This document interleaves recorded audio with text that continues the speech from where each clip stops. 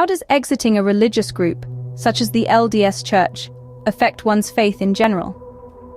This is a question that's been on the minds of many, as we see a growing trend of individuals leaving the Church of Jesus Christ of Latter-day Saints and becoming religiously unaffiliated. Often this shift is marked by skepticism towards the fantastical origin story of Mormonism. Doubts creep in, the golden plates, the angel Moroni, the entire narrative begins to lose its shine.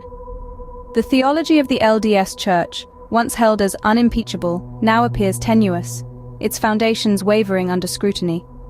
Moreover, the emphasis on emotivism in Mormon practice, where feelings are often given precedence over facts, starts to wear thin. A faith that was once a comforting blanket becomes a prickly shroud, leading many to cast it aside. This leaves many ex-Mormons in a state of religious flux, with a significant number choosing to step away from organized religion entirely. This trend, however, is not exclusive to the LDS Church. As it turns out, leaving a religious group isn't a phenomenon exclusive to the LDS Church. This is a universal experience that transcends cultural, geographic, and religious boundaries. From the ancient temples of Buddhism to the modern churches of Christianity, there's a common thread of individuals questioning, doubting, and ultimately leaving their faith communities. Think about it. How many of us have heard stories of people feeling disconnected from their faith? Of individuals grappling with disbelief in religious narratives that seem too fantastical to be real? Or of those wrestling with theological teachings that feel too rigid or outdated? These experiences aren't unique to any one religion.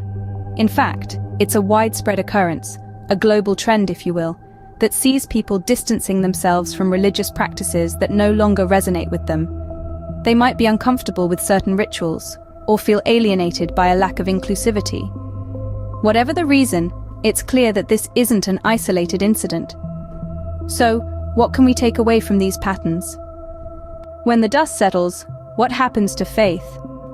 It's a question that resonates deeply with many individuals who have walked away from the Church of Jesus Christ of Latter-day Saints and other religious institutions. The skepticism, disbelief, and discomfort they experienced within their former faith communities often lead to a complete disaffiliation from organized religion altogether. They find themselves navigating uncharted waters, questioning the very foundations of faith that they once held dear. But what does this mean for their spiritual journey? For many ex-Mormons and others, it doesn't necessarily signify the end of faith. Rather, it signifies a shift, a transformation.